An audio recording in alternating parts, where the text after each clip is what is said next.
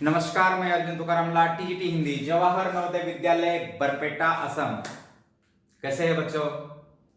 मुझे पता है आप अच्छे ही होंगे और जल्दी से जल्दी विद्यालय शुरू हो जाए और विद्यालय आने के बारे में आप सोच रहे होंगे। कोई बात नहीं है, अपना सपना जल्दी पूरा हो जाएगा, आप विद्यालय आ जाएंगे कुछ ही दिनों में, मतलब एक 4-5 दिनों में ही हो सकता है। तो चलो कोई बात नहीं है। उसके बाद जैसे अभी 12th क्लास आ रहा है, 11th आ जाएगा, 10th आ जाएगा, 9th आ जाएगा, एक तो आ रहे। जो सकारात्मकता है वो हमारे सामने है, हम बच्चे आना शुरू हो गए हैं। तो कक्षा 9वीं के सभी छात्रों का पुनः एक बार स्वागत करता हूं। और कक्षा 9वीं हो, कक्षा 10वीं हो, कक्षा पहली हो, कक्षा दूसरी, तीसरी, चौथी, पांचवी, 1 से लेकर 10 तक सभी को काम में आने वाला पाठ ये है। और इस पाठ का नाम है विराम चिन्ह। इस पाठ का नाम क्या है? विराम चिन्ह। इस सभी कक्षा के बच्चों के लिए पाठ महत्वपूर्ण है। इसकी मुख्य संकल्पना जो है अंग्रेजी भाषा से ली है। तो ये विराम चिन्ह होते क्या है? जिस प्रकार हम गाड़ी चलाते हैं, गाड़ी को जैसे ब्रेक होता है, जहां तहां हम गाड़ी को कंट्रोल कर सकते हैं, उसी प्रकार हमारे भाषा में भी हमारे लिए हमें कंट्रोल करने के लिए तो कुछ तो ऐसे चिन्ह होने चाहिए जिस जगह पर हम रुक सकते हैं। जैसे मैंने अभी रुक दिया है कि नहीं, रुक सकते हैं। नहीं तो हमारी एक्सप्रेस वे गाड़ी शुरू हो जाएगी, आपको कुछ समझ में नहीं आएगा। इसलिए विराम चिन्ह का प्रयोग भाषा में बहुत ही महत्वपूर्ण है। उसका अर्थ समझने में हो या छोटे छोटे वाक्य की रचना करने में हो, ये विराम चिन्ह का प्रयोग होता है। लेकिन चलो देखते हैं कि विराम चिन्ह का अर्थ होता क्या है। इसका अर्थ, विराम का अर्थ ही होता है रुकना, विराम है कि नहीं? मराठी में तो आराम है कि? विराम देना है, अरे थोड़ा विराम दे दो, थोड़ा रोको, है कि नहीं? कोई अगर काम कर रहा है, कोई मशीन काम कर रही है तो हम बोलते हैं उसको थोड़ा विराम दे दो, मतलब उसको थोड़ा रोक दो।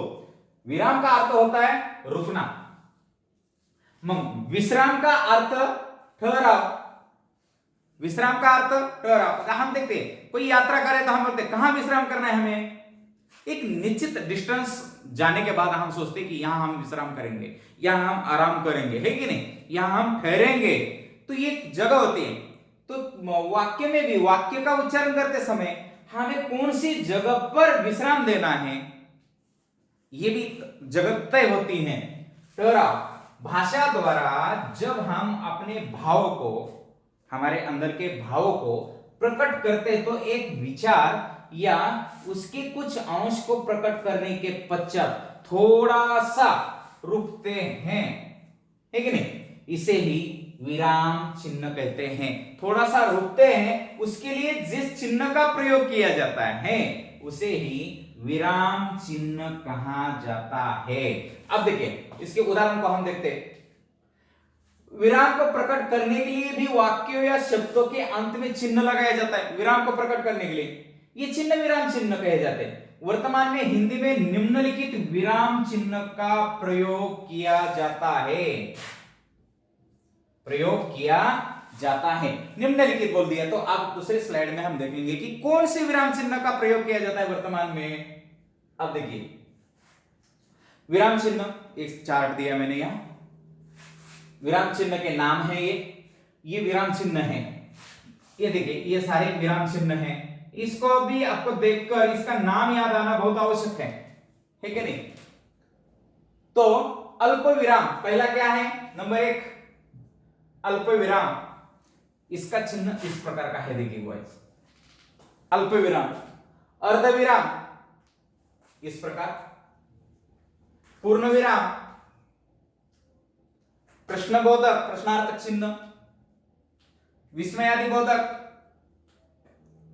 देखिए विस्मय आश्चर्य व्यक्त करने के लिए, निर्देशक डैश, कोष्टक, ये ब्रैकेट है कि नहीं, दो प्रकार के होते हैं। ये ऐसा भी होता है, ऐसा भी होता है, या कोई आजकल ऐसे भी कर देता है, ऐसे भी कर देता है।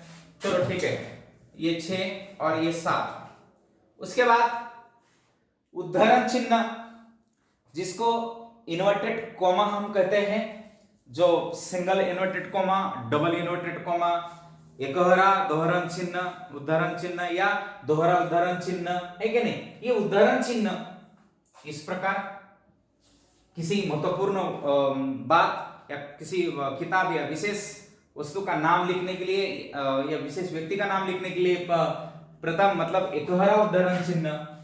और अगर किसी के महत्वपूर्ण व्यक्ति की कही गई बात को जैसे कि वैसे प्रकट करना है तो हम दोहरा उद्धरण चिन्ह का प्रयोग कर दे, ये हम बाद में देखेंगे।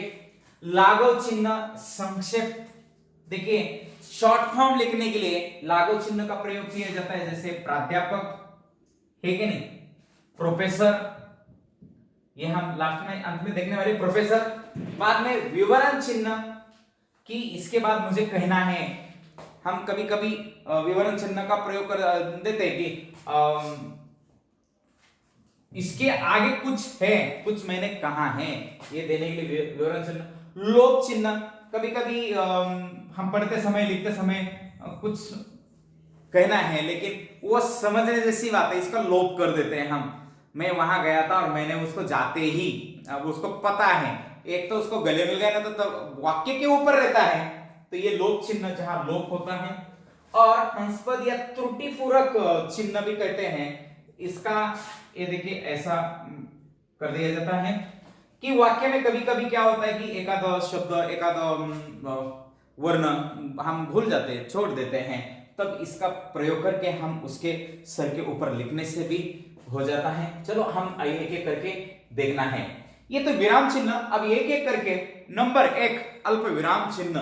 अब देखिए पढ़ते समय जिस स्थान पर बहुत थोड़ी देर के लिए, कितना, बहुत थोड़ी, अल्प का अर्थ ही होता है थोड़ा सा, अल्प का अर्थ क्या होता है, थोड़ा सा, बहुत थोड़ी देर ठहरना हो, वहां अल्प विराम चिन्ह का प्रयोग किया जाता है या वहां अल्प विराम का प्रयोग किया जाता है। अल्प विराम का कोमा, इसको हम कोमा बोलते हैं। अल्प विराम का चिन्ह क्या है, कोमा, ये ध्यान रखना है।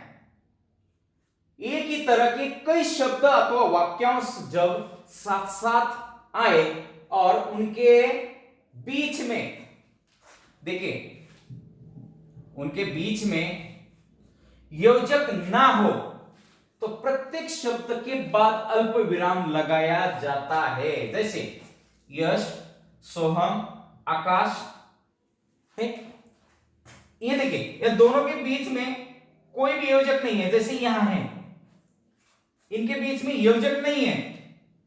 अब उनके बीच में अगर योजक नहीं है तो हम किस चिन्ह का प्रयोग कर रहे हैं, अल्प विराम का। यश, सोहम, आकाश और नंदू खेल रहे हैं, है कि नहीं, सोहम, यश, आकाश और नंदू, अंत में मुझे और शब्द योजक चिन्ह ले लिया। देखिए मैंने अगर योजक लिया तो मैंने इस चिन्ह का प्रयोग किया नहीं है। अगर ये चिन्ह का प्रयोग की जगह पर हम योजक चिन्ह का प्रयोग कर सकते हैं।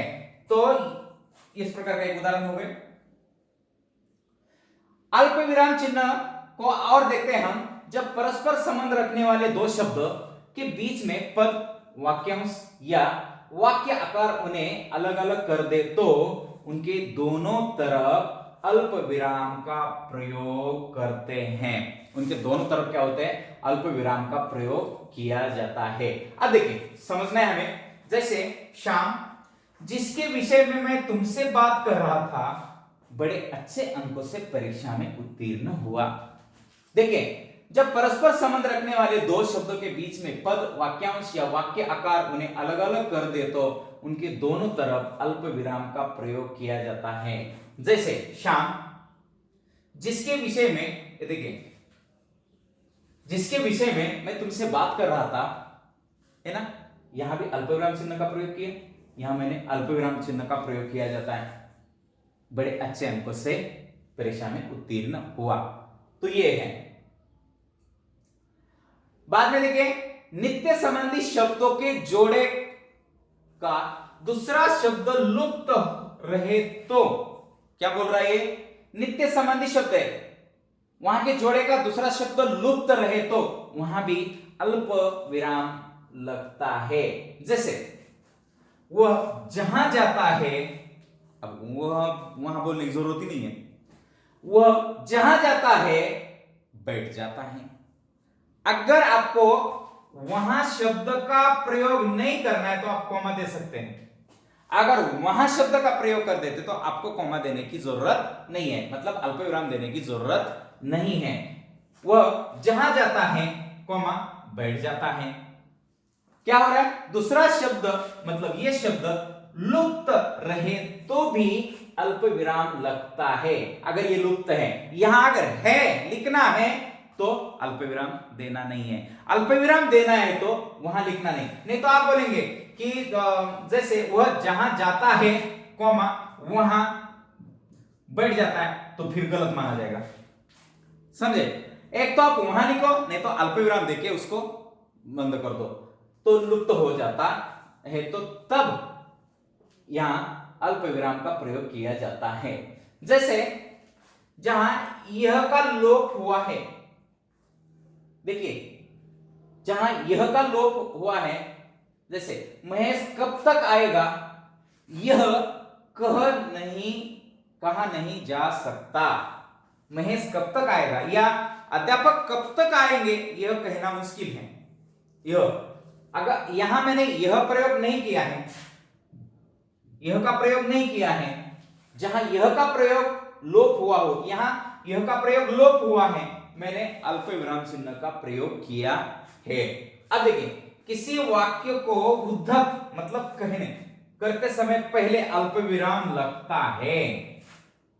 जैसे सुरेंद्र ने कहा कॉमा डबल इन्वर्टेड कॉमा मैं आज खेलने नहीं जाऊंगा। गांधी जी ने कहा करो या मरो। सुभाष चंद्र बोस जी ने कहा चलो दिल्ली। अब देखिए, इनके जो उद्धत वाक्य हैं, उनके द्वारा कहे गए वाक्य हैं, उससे पहले अल्प विराम चिन्ह का प्रयोग किया जाता है।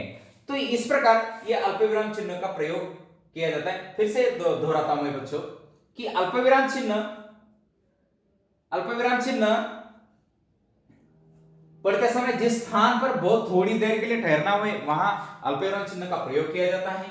एक ही तरह के कई शब्द अथवा वाक्यांश जब साथ साथ आते हैं, एक ही तरह के शब्द मतलब सोहम है, यश है, आकाश है, एक ही तरह के शब्द हैं, या सपोज हम कभी कभी हम कौन कौन से पाठ्य पुस्तक पढ़ते हैं तो हम बोल लेते हैं हिंदी अल्पविराम, अंग्रेजी अल्पविराम, एसएसटी अल्पविराम, उसके बाद गणित अल्पविराम, साइंस अल्पविराम और कंप्यूटर, है कि नहीं। हमें समाप्त करने से पहले हम और लगा देते हैं, लेकिन हमने यहां लिखते समय क्या बोल दिया, जैसे हिंदी है हिंदी कॉमा अंग्रेजी कॉमा गणित कॉमा विज्ञान और सामाजिक विज्ञान, है कि नहीं, एसएसटी सामाजिक विज्ञान, है कि नहीं। हमने देखिए यहां लिखते समय हमने बताया एक ही तरह के शब्द है अंग्रेजी हिंदी गणित, लेकिन यहां हमने कोमा देते चले हैं, तो यहां अल्पविराम चिन्ह का प्रयोग किया जाता है। हमने और देखा था कि जब परस्पर संबंध रखने वाले दो शब्द के बीच में या पद में वाक्यांश या वाक्य आकार उन्हें अलग अलग कर दे तो भी दोनों तरफ अल्प, यहां मैंने अलग कर दिया है। शाम जिसके विषय में मैं तुमसे बात कर रहा था, यहां और यहां हमने अल्पविराम चिन्ह का प्रयोग किया है। तो ये इस प्रकार का अल्पविराम चिन्ह है। तो ये अल्पविराम चिन्ह का प्रयोग करते समय थोड़ा सा आप सावधानियां बरत सकते हैं और अच्छी तरह से परीक्षा में मार्क भी हासिल कर सकते हैं। तो चलिए फिर से अल्पविराम चिन्ह को मैं आगे ले रहा हूं। ये देखिए, समीप बैठे व्यक्ति को साधारण रूप से अपनी ओर आकृष्ट करने के लिए, मतलब समीप का मतलब क्या होता है, नजदीक। कोई अगर हमारे पास नजदीक बैठा हुआ है, उसको अपनी ओर उसका ध्यान आकर्षित करना है, आकृष्ट करना मतलब अपनी ओर उसका ध्यान खींचना, करने के लिए उच्चारण किए गए उनके नाम के बाद अल्पविराम लगा देते हैं। अब जैसे मेरे पास आकाश बैठा है, आकाश ठहरो, मैं अभी आ रहा हूं।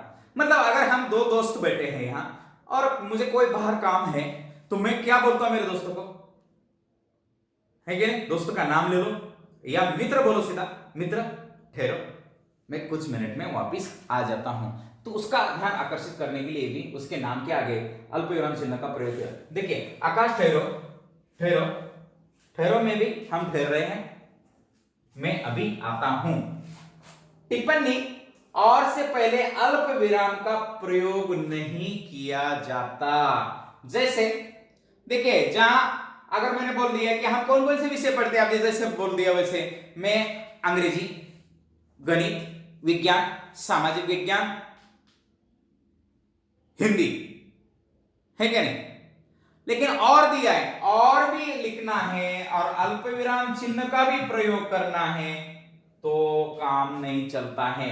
इसके पहले ये अल्प विराम चिन्ह का प्रयोग नहीं कर सकते हम। अगर और लिखते तो अल्प विराम चिन्ह का प्रयोग करने की जरूरत नहीं है, ये थोड़ा ध्यान दीजिए। ये हो गया अल्प विराम। अब दूसरा है अर्धविराम। अर्धविराम चिन्ह वहां लगाया जाता है, कहां लगाया जाता है ध्यान रखिए, अर्धविराम चिन्ह वहां लगाया जाता है जहां अल्प विराम की अपेक्षा कुछ अधिक ठहरना हो।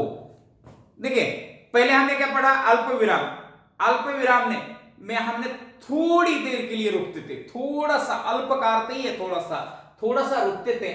उससे दुगना समय अगर इसको एक मिनट, मतलब 1 मिनट लगता होगा, 1 मिनट तो लगेगा नहीं, लेकिन मान लो तो कि सेकंड का कुछ एक हिस्सा अल्पविराम में अगर रुकने के लिए लगता होगा तो उतना ही और एक हिस्सा अर्धविराम में रुकने के लिए लगेगा, है कि नहीं? मतलब जितना समय अल्पविराम में हम रुकते हैं उससे कहीं थोड़ा सा, मतलब दुगना समय हम अर्धविराम में रुकते हैं। अर्धविराम चिन्ह लगाया जाता है जहां अल्पविराम की अपेक्षा कुछ अधिक ठहरना हो। जैसे चंद्र उदय हुआ, तारे चमकने लगे, लोग सोने की तैयारी करने लगे और मैं अपनी पुस्तक बंद करके पलंग पर लेट गया। देखिए चंद्र उदय हुआ, तारे चमकने लगे, लोग सोने की तैयारी करने लगे और मैं अपनी पुस्तक बंद करके, देखिए यहां इस चिन्ह का प्रयोग कर दिया है, कौन से, अर्धविराम चिन्ह का प्रयोग किया गया है। अर्धविराम चिन्ह का प्रयोग, एक डॉट दीजिए, इसके बाद अल्पविराम दीजिए, है कि नहीं? तो आपका ये अर्धविराम चिन्ह का प्रयोग, मतलब चिन्ह तैयार हो जाता है, चमकने लगे, लोग सोने की तैयारी करने लगे और मैं अपनी पुस्तक बंद करके पलंग पर लेट गया। देखिए यदि खंड वाक्य का आरंभ, यदि खंड वाक्य, खंड मतलब टुकड़े, है क्या नहीं, खंड वाक्य का आरंभ वर्ण, पर, परंतु, किंतु, क्योंकि, इसलिए, तो, भी आदि शब्दों से हो तो उसके पहले अर्धविराम आता है। नियम दिया है, यदि खंड वाक्य का आरंभ वर्ण, पर, परंतु, किंतु, क्योंकि, इसलिए, तो भी आदि शब्दों से हो तो उसके पहले अर्धविराम आता है। मैं आता तो सही पर, मैं आता तो सही पर माताजी ने आने नहीं दिया।